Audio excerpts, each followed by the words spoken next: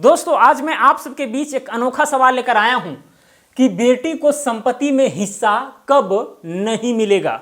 अभी तक जो हम YouTube पर वीडियो डाले हुए हैं ना, उसमें हम आपको यह बताएं कि भाई बहन हो या बेटी हो या बुआ हो, वो संपत्ति में हिस्सा कैसे ले सकती है, किस कानून के आधार पर।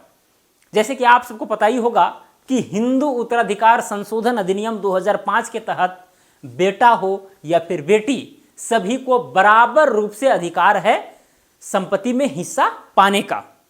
ठीक है, जहां से भी वो संपत्ति मिले, चाहे पिता से मिले माता से मिले, बराबर रूप से अधिकार रखते हैं। अब रह गई बात, अगर मुस्लिम पर्सनल लॉ में देखा जाए तो भाई जितना पुत्र को हिस्सा मिलता है उसका आधा जो है पुत्री को मिलता है, तो उसमें अलग सिस्टम है। और हिंदू उत्तराधिकार अधिनियम में ये बराबर वाला मामला है। क्लियर।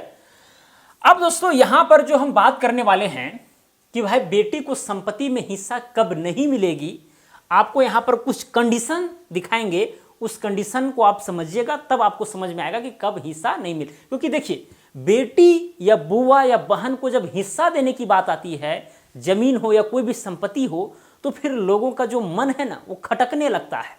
अपनी बहन हो, अपनी बेटी हो या बुआ हो, जो हो।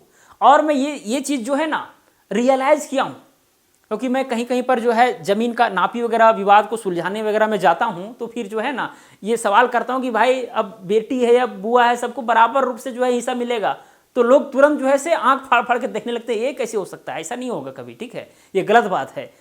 भाई शादी में जो है इतना हम खर्च किए, ये है वो है फलाना, भाई जो है अपने तरफ से तर्क दे रहा है कि जितना उसके विवाह में जो हम खर्च किए हैं ना, उससे हम पूरा ज़िंदगी गुजार देते, तो उससे कितना हम ज़मीन ले लेते, उसके विवाह में इतना खर्च किए हैं तो कम से कम संपत्ति भी नहीं छोड़ सकती है। ये कौन सा कानून है। तो इस तरह के जो है लोग अपना अपना तर्क देते हैं। लेकिन जो भी हो भाई, कानून अगर बना है तो सोच समझ के ही बना होगा। रिसेंट में जो है सुप्रीम कोर्ट का 2020 में जो है 11 अगस्त को जजमेंट भी आया था, उसमें क्लियर कर दिया गया था इस मामला को। अभी बताएंगे, चिंता नहीं करना है। तो सबसे पहला कंडीशन दोस्तों यहां पर लेते हैं स्व अर्जित संपत्ति। स्व अर्जित संपत्ति, जिसको इंग्लिश में कहा जाता है सेल्फ एक्वायर्ड प्रॉपर्टी। अगर कोई पिता है, ये नहीं समझिएगा पिता है, पानी पीता है या दारू पीता है, वो बोला नहीं समझिएगा। कोई पिता है, कोई फादर है, और उसका कोई पुत्री है और पुत्र भी है। अगर ये पिता अपने से कोई संपत्ति अर्जित करता है और ये पिता अगर जीवित है, क्या है, जीवित है, तो वैसे कंडीशन में दोस्तों इस संपत्ति पर बेटी को हिस्सा नहीं मिलने वाला है। अब आप कहिएगा कि भाई स्वयं अर्जित संपत्ति क्या हुआ। अरे भाई, जो अपने जीवन काल में जो आदमी जो प्राप्त करता है, या तो वो जमीन खरीदेगा, या तो दान में प्राप्त करेगा, या तो वसीयत के माध्यम से मिलेगा, तो वो जमीन जो है ना स्व अर्जित कहलाता है। तो अगर वो किसी पिता के पास है और वो जीवित है, तो वैसे कंडीशन में उस संपत्ति में बेटी को हिस्सा नहीं मिलेगा। अब आप कहिएगा कि बेटा को मिलेगा, बेटा को भी नहीं मिलने वाला है। ठीक है, पिता ने अपने से अर्जित किया है जी, कैसे मिल जाएगा, ना बेटी को मिलेगा ना बेटा को मिलेगा। लेकिन चूंकि यहाँ पर बेटी वाला मामला था, इसीलिए यहाँ पर हम बेटी बेटी बार बार जो है सो बोलेंगे। ठीक है, और जब बेटी बोल रहे हैं तो बुआ और बहन को भी जो है उसमें लपेटते हुए चलना है। ओके, चलिए, क्योंकि अगर बुआ है चाहे बहन है, वो भी तो किसी की बेटी है, सिंपल सी बात है। दूसरा नंबर, त्याग देने पर, त्याग देने पर अगर कोई बहन, बेटी या बुआ जो उसको हिस्सा मिलना चाहिए था अपना पिता की संपत्ति पर या पैतृक संपत्ति पर, जिस भी संपत्ति पर, अगर वो त्याग दी है, यानी कि रिलीज डीड बना दी है, और रिलीज डीड कहाँ पर रजिस्टर होता है, सब रजिस्ट्रार ऑफिस में, तो रिलीज डीड में वो चीज़ वहाँ पर दर्शा दिया गया है कि वो हिस्सा वहाँ पर नहीं लेने वाली है, या फिर फर्स्ट क्लास मजिस्ट्रेट से जो है ये चीज़ क्लियर कर दी है कि भाई हम संपत्ति में हिस्सा नहीं लेंगे, मेरा हिस्सा जो है भाइयों के बीच बंटवारा हो जाना चाहिए। या फिर और भी जो कानूनी तरीके हैं उसके तहत अगर ये डिक्लेयर कर देती है, जमीन को त्याग देती है, तो वैसे कंडीशन में भी जो है बाद में वो बेटी या बहन बुआ जो है वो आपत्ति नहीं जता सकती है, वो हिस्सा नहीं ले सकती है। ठीक है, अगर हाथ से एक बार निकल गया लीगली, कानूनन रूप से, तो फिर वो वापस आने वाला नहीं है। तो चलिए अब यहां चलते हैं तीसरा कंडीशन के ऊपर। ठीक है, तीसरा कंडीशन दोस्तों सुप्रीम कोर्ट में एक मामला गया था, विनीता शर्मा वर्सेस था राकेश शर्मा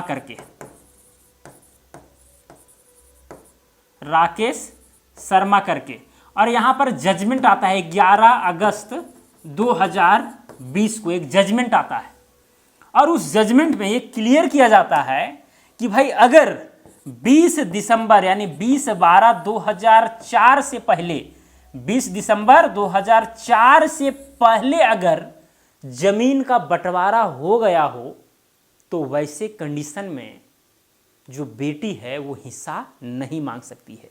मान लीजिए 2004 से पहले बंटवारा कर लिया है, ठीक है, अब बंटवारा होने के बाद सब जो भाई लोग हैं उन लोग के नाम से जमाबंदी चल रहा है, ओके, तो वैसे कंडीशन में जो है बेटी हिस्सा नहीं ले सकती है। इस बात को भी आपको ध्यान में रखना है। अगर बंटवारा नहीं हुआ है तो कभी भी जो है वो जमीन पर अपना हिस्सा मांग सकती है। या साथ में दोस्तों, या तो बंटवारा हो गया, अगर मान के चलिए बंटवारा हुआ भी और कोई व्यक्ति बेच दिया, या सभी ने जो है मिल करके सभी भाइयों ने बेच दिया जमीन, ठीक है, तो जब जमीन बिक गया या बंटवारा हो गया है, उसके नाम से हो गया है, तो वैसे कंडीशन में भी जो है सो नहीं मिलने वाला है यहाँ पर बेटी को हिस्सा। इस बात को आपको ध्यान में रखना है। एक कंडीशन आप ये यहाँ पर पैदा कर सकते हैं कि भाई स्व अर्जित संपत्ति है, चलिए ठीक है, पिता अगर जीवित है तो संपत्ति में हिस्सा नहीं मिलेगा, लेकिन जब पिता की मृत्यु हो जाएगा तो क्या होगा, तो फिर बराबर रूप से बेटा हो या बेटी हो हिस्सा मिलने वाला है। लेकिन फिर ये सब कंडीशन जब आ जाएगा तो फिर नहीं मिलेगा, अगर त्याग दे देगी तो नहीं मिलेगा।